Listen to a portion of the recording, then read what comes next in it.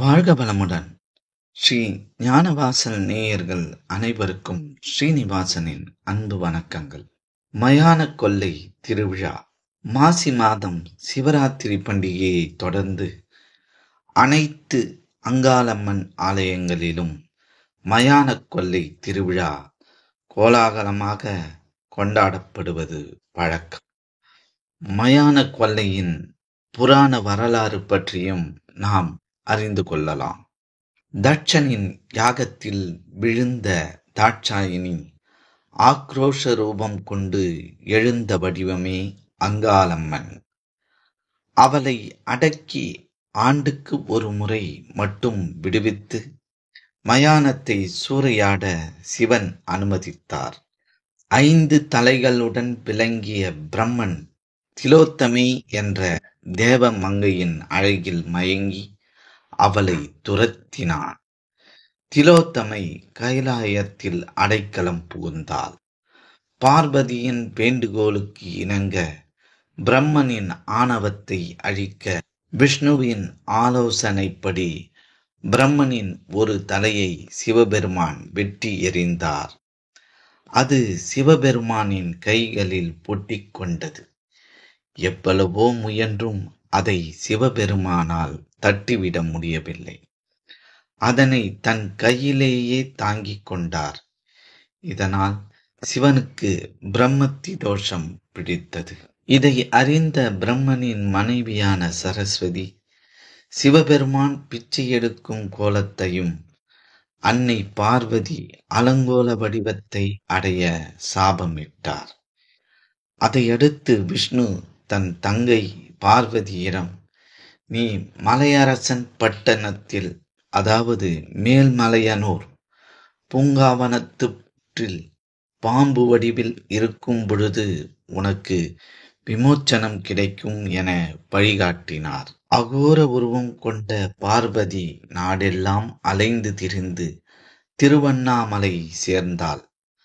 அன்னை புற்று வடிவம் எடுத்து மேல்மலையனூர் அரண்மனையில் உள்ள பூங்காவனத்தில் 5 தலை நாகமாக வாழ்ந்து வந்தாள்.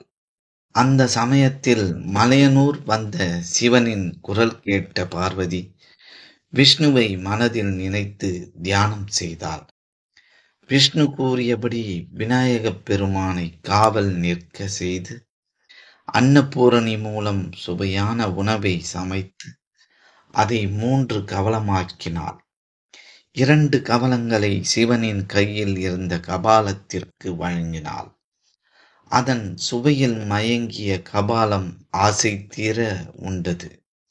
3வது கவலத்தை வேண்டுமென்றே கீழே தவறவிட சுவையில் மயங்கிய கபாலம் தரையில் இறங்கியது. இதற்காகவே காத்து கொண்டிருந்த அன்னை அங்காள பரமேஸ்வரி கபாலத்தை தன் காலால் நசுக்கி தரையில் அழுத்தினாள்.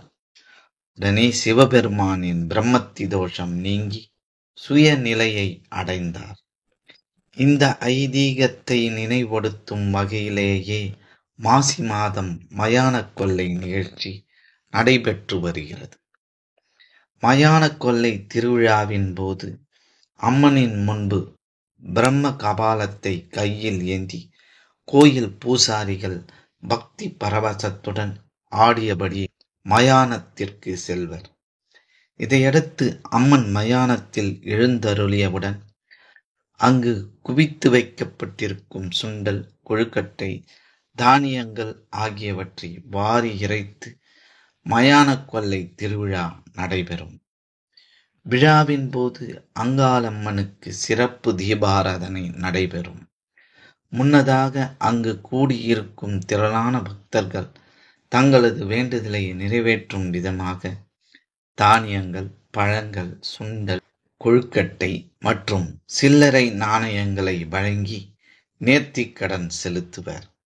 அங்கு திரண்டிருக்கும் பக்தர்கள் பலர் அவற்றை பிரசாதமாக எடுத்துச் செல்வர். மற்றும் ஒரு ஆன்மீக பதிவில் நாம் அனைவரும் சந்திக்கும் வரை உங்களிடமிருந்து விடை பெற்றுக் கொள்வது ஸ்ரீ ஞானவாசல் ஸ்ரீனிவாசன். நன்றி, வணக்கம். எங்களுடைய பதிவு உங்களுக்கு பிடித்திருந்தால் லைக் பண்ணுங்க, ஷேர் பண்ணுங்க, மீண்டும் தொடர்ந்து இது போல பல பதிவுகளை பார்ப்பதற்கு எங்கள் சேனலை சப்ஸ்கிரைப் செய்து பெல் ஐக்கானை கிளிக் செய்து கொள்ளவும். நன்றி, வணக்கம்.